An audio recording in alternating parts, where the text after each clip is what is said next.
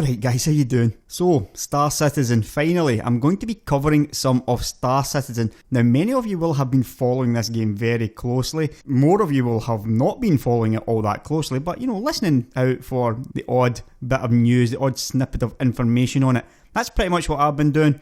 But now it's time for me to take a real serious look at it. This video is just going to be an overview of the concepts and some of the information on the game. Basically taken from a completely noob perspective, because that's sort of where I am when it comes to Star Citizen right now. I have done my best to avoid really getting to know the game, really following the game. A couple of reasons for that. I've been really busy with other games and I just can't do this hype thing any longer. Yeah. There are so many games that I just get so hyped for, mostly MMOs, yeah. I got really hyped for them and I just ended up getting really disappointed with the vast majority of them. So I sort of decided with Star Citizen that I'm going to follow it loosely. I'm just going to pick up bits of information here and there. It was a deliberate act by me to do that. That is all now coming to an end, as I am going to get myself hyped. No doubt really hyped for Star Citizen. What I'm going to be doing right now is basically learning about the game, because that is something that it's obviously very important to do. I'm guessing there'll be quite a few of you in the same sort of boat, sort of following it loosely, but not really, you know, following it really closely. So this should be interesting for you, even for people who do know all about it. Interesting maybe to just watch me from a complete noob perspective, learning about the game and moving forward from there. So first of all, let's have a look at the website. And this is the website. There you go. RobertsSpaceIndustries.com. Now, I'm guessing this is what Chris Roberts said, yeah? I don't want to build a game, I want to build a universe. Sort of sounds like something he would say. Chris Roberts is, of course, the acclaimed creator of Wing Commander and Freelancer. So, you know, there's a obvious pedigree there. More than a space combat sim, more than a first-person shooter, and more than an MMO, Star Citizen is the first-person universe that will allow for unlimited gameplay. I mean, this is basically everything wrapped into one, yeah, for me. I enjoy the space stuff. I'm not much of a first-person shooter player, but it depends if there are any RPG elements and stuff like that there too. That can make the big difference. For example, you know, you can shove your Battlefield 4s and all that stuff or whatever they're on, but I'll quite happily play something like Mass Effect, which is kind of a shooter. And MMOs are basically the games that I would prefer to play if something would just come along and challenge WoW every so often. Now, it's a very smart website, yeah, I've had a look around it, and it is really quite nice. You get these tab thingies here, looks like there's only 3 of them right now. This one here, the next generation of spaceflight, is what we're going to have a look at. Right, so you decide how to make your way in the galaxy, whether you're a simple merchant trader, a fearsome pirate, or a badass mercenary, and anything in between. Right, okay, we've sort of heard this before though, yeah, with other games, and it maybe doesn't always work out. I am kind of cynical, yeah, so while, I mean, I don't want to put other games' failures on to Star Citizen, yeah, because it might not be that way, but I am pretty cynical, so, you know, bear that in mind. I'm also going to say right now that some of this information is probably well out of date and they just haven't updated it, yeah? So for any of you guys that knows, if that is the case with anything, then just let me know in the comments, yeah? Now it says here, your choices matter, choose your ship, choose your profession and choose your allies. Yeah, fair enough. Again, this is just kind of flavour text that you expect to see for this sort of thing. Again, play the character you've always dreamed of being and build your place in the galaxy. We've heard all this stuff before. Right, now the first interesting thing I see here, real risk, real reward. Star Citizen features, sorry about this highlight, it's really crappy. So I'm just going to go over it with the mouse where I'm reading. Star Citizen features a fully realised death mechanic, giving exceptional weight to your choices. Right, so that's interesting, right? A fully realised death mechanic. I wonder what they actually mean by that. Well, you know what? Let's see if we can find out. Right, now I found something from February the 5th, 2013, yeah, so you're 2.5 years ago. However, apparently this is still the way it is. Again, if that's wrong, then somebody else can leave a comment and tell me, you know, what the updated information is. This one caught my eye because death in games is something that is actually really important, and there's obviously various schools of thought on how that should be handled. So I've just had to read through this, and it's pretty interesting stuff in all honesty. Now this is Chris Roberts talking again, or writing, and he says stuff like, I hate the current game trend in single player games where the game auto saves every 2 seconds, and if you die you just start a few steps earlier. Yeah, this makes you a lazy and sloppy player. This is true, yeah. I mean, and I fully subscribe to this. And he also mentions, like, in Wing Commander and Privateer, you had to complete the mission to move on. You couldn't save the mission midway through it. And this created a sense of anxiety towards the end of the mission if you were badly damaged and your shields were low, but if you managed to limp home successfully, you felt a sense of accomplishment. Without the risk of losing something you've worked hard towards, the sense of achievement is cheap. I completely subscribe to all of this stuff, yeah? Games are just way too bloody easy these days. And it's because they really have to cater to the lowest common denominator. I hate to say that, yeah, because it sounds really elitist, but it's true, yeah. The games need to be harder and death needs to mean something. Otherwise, what is there to really push you? What's there to make you improve if you're being spoon-fed easy victories? So he says here, in Squadron 42 is the sort of solo player, single player game in Star Citizen, which you play before you go on to the sort of multiplayer world proper, yeah? So he basically says, it's the same as what he did with Wing Commander Privateer. You've got to complete the mission to move forward and you can't save while in space. Great. If you die, you get back to the start of the last save point, yeah? But it won't be during the actual mission itself. But now he moves on to the really important part, yeah? And he says, the tricky part is really how failure is handled in the persistent universe of Star Citizen, as you can't just set back the game to an early point. Yeah, as you know, you can't just do that. Not in a sort of persistent MMO type of thing. Then says, the simple solution is that when your ship is destroyed, you manage to eject and drift in space, where you are then picked up and returned to the last planet or landing location to claim your new ship without any cargo and upgrades you had, unless of course you had bought additional insurance. Now he talks here about he wants to feel the effects of physical damage on his character, yeah, and this has been backed up in a much later article, a much more recent one, but he was talking about this back in February 2013 and it seems to have carried on to the current game, yeah, right now, which is almost the end of 2015.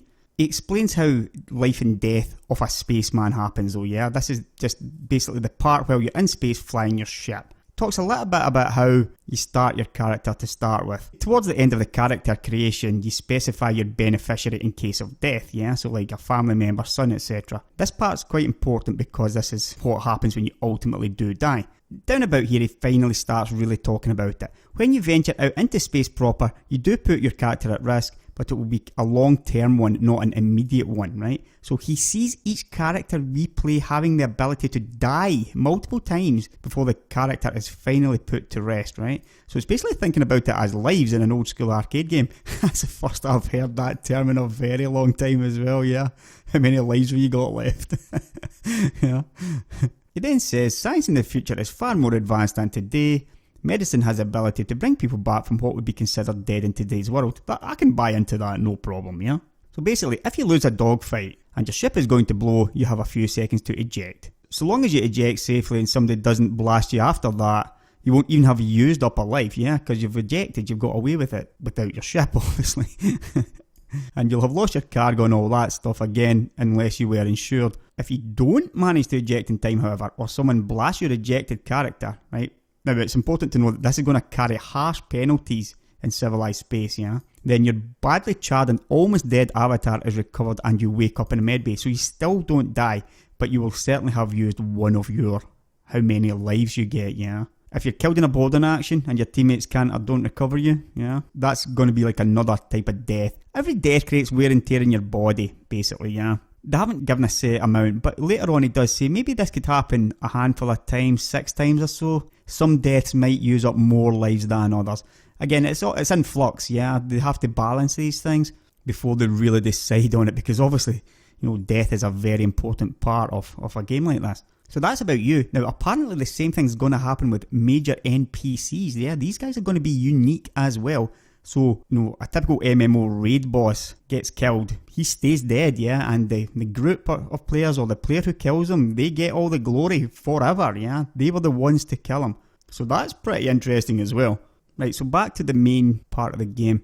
The flight model. This is one thing that's a very difficult thing to do in a game, in a space game, yeah. Because you've got the choice between realism and fun quite a lot, or something being real and difficult or, those sort of things. It's a very hard thing to do. At least a game that I was playing for a while, and they threw out different models early on in its development because they were worried about the game becoming like turrets in space.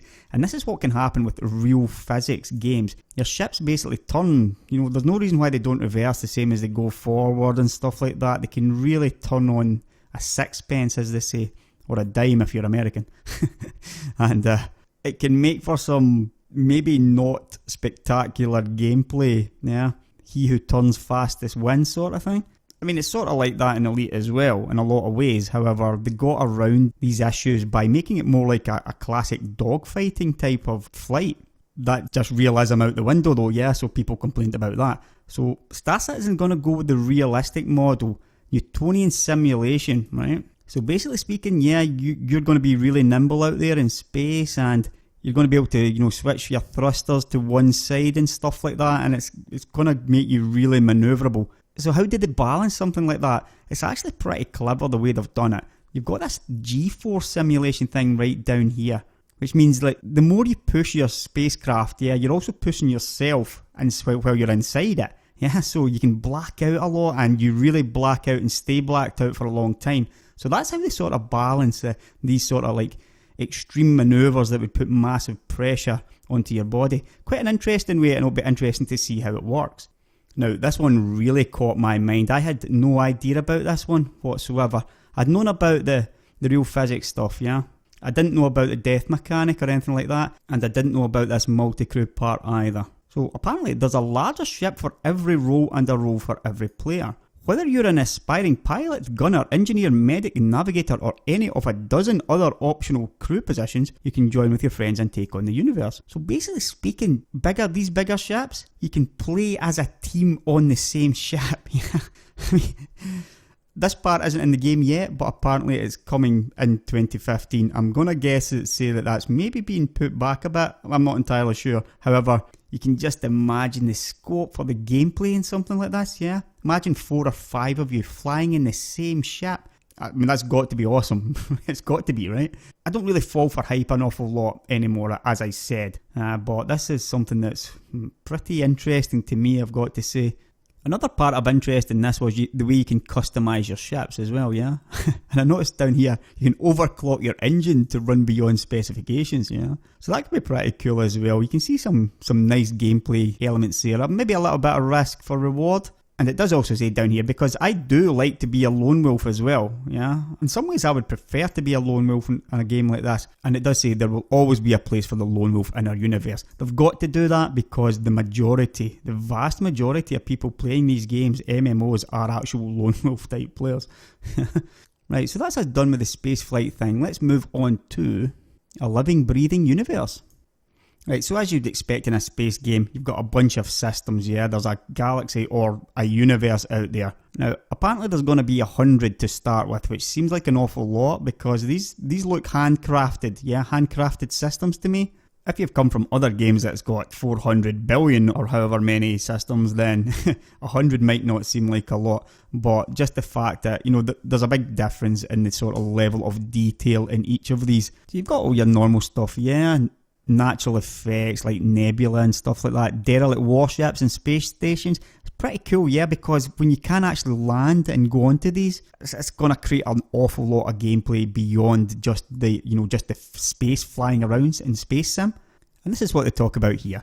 It's not just flying spacecraft. Fully featured FPS mode lets you disembark and take the fight to the enemy, or navigate city streets, yeah? So that's an important thing, the biggest change, or the big thing is, you are you, yeah? You're not your ship, you are actually you, and you can get out your ship and walk around, as you will see in future videos. And here it does say there's 100 stars, yeah? And moving on to careers and dynasties, it says there's going to be dozens of career paths, each with extensive ongoing gameplay. Again, the cynic in me says, dozens of career paths? How is that even going to be possible? Obviously some are going to be pretty similar to others, there can't be a massive difference in these sort of things. It's just not possible. It gives you an idea though. Fighter pilot, what you'd expect, yeah? Pirate, merchant, salvager. These are all things that you would sort of expect to see. I don't know where the other dozens are coming in, yeah? I've read about medics and stuff like that as well. So yeah, I mean there's a chance there for other kind of careers there. but dozens. I'm gonna wait and see on that one. It says over here too, Privateer, Marine or Explorer. That's pretty much the same as Fighter, Pilot, Pirate and Salvager as far as I'm concerned. Right, now moving on, you've got Economy and Scale. A lot of people are going to be interested in this one. Economy in a game is something that is incredibly important, and it's also incredibly difficult to get right. You get it wrong too early in the game, you can wreck the economy. This has been seen in lots and lots of games, so hopefully it's not going to be like that in this one. It's everything you would sort of expect, yeah. It's about player-driven economies. You can do blockades and stuff like that. If you bring in extra raw materials, then ship costs will go down in systems, yeah. But the site will become more attractive to pirates and raiders as well. And how they're going to do it is that missions are going to pop up depending on what people are doing, yeah. So down at the bottom, New Frontiers. Star Citizen Economy isn't just buying and selling. It will react to everything from natural disasters to alien invasions and in turn prompt the game to generate even more appropriate missions, yeah? So when something happens, the game will generate something to deal with it. We've sort of heard about this in other games as well, yeah? Maybe didn't quite pan out the way that we were expecting. So again, the cynic in me says, I think we'll just wait and see how that one goes. Right, so finally we're at community powered. And I say finally for now, that is. The game is crowdfunded, yeah, Kickstarter. It's the record-breaking Kickstarter. The amount of money, it's sitting at 90 million right now. 89 million is how much this game has made. There's been an awful lot said about what's happened after it really took off, and a lot of feature creep has crept in there, and the game is starting to look like is it maybe too big, yeah.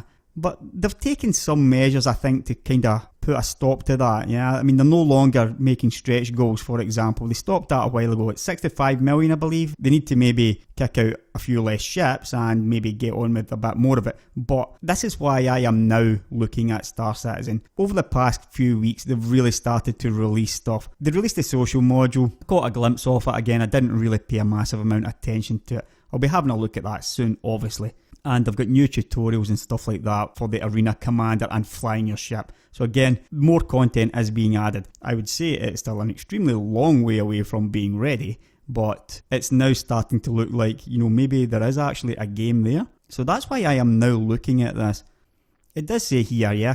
Again, this is probably quite an old web page. I'm not entirely sure about that, but it does say here that coming up in 2015, which gives them 3.5 months left. They're going to launch the FPS module. Now, I've heard about a few issues with this, and maybe they weren't going to launch it, or it has been delayed, yeah? Again, just picking up bits and bobs off it. I did hear this was delayed. I'm not entirely sure. Multi-crew ships, yeah, which I talked about it being really interesting to me. I guess that's doable, yeah? There's no reason why that's not something it's not something massive or anything. It's just a really cool feature. And the initial planet-side social experience, which is already ready from what I can tell, and the first episode of the Squadron 42 single-player adventure. Yeah, so, I mean, they might not make it all by the end of 2015, but clearly now you can see there is a game almost there, yeah? So this is a good time for me to be getting into Star Citizen. They've done everything openly, yeah? This is the whole point of the crowdfunding. They've done everything openly. It hasn't always worked out. It's been interesting, yeah, because when you're doing it that way, everything you do is being scrutinised really closely, yeah? But on the flip side, they have made a hell of an amount of money for it. So that's pretty much the end of this. Player organisations, yeah, guilds. Everything you'd expect regarding guilds, you can sign up today, join a guild. It's something I'm probably going to look at doing pretty soon. And down at the bottom, you've basically got what they'll be doing in the future as the release approaches, yeah. Right, so the point of this was really just for me to learn about stuff that I maybe didn't know about. I was really interested in the death part, yeah. The reason that I went into that in depth was so that you could see the kind of vision that Chris Roberts has, and also the kind of thing that you can expect to see throughout the game, what I believe you can expect to see throughout the game, yeah. Chris Roberts is a very, very smart man, yeah. Most of you will know this, or most of you are a little bit older and remember the Wing Commander Freelancer games. Yeah, I mean, Chris Roberts is an incredibly respected guy in the industry. But, again, I'm not going to get too carried away. I'm very excited reading about a lot about this thing. There's no question about that. And I almost went and bought the game today, reading about it, yeah. So, it's pretty obvious to me why it's hit 89 million. With a bit of luck, we'll be having a look at the hangar and the social module soon. And I'll probably be flying around in a ship before long as well. Catch you later, guys.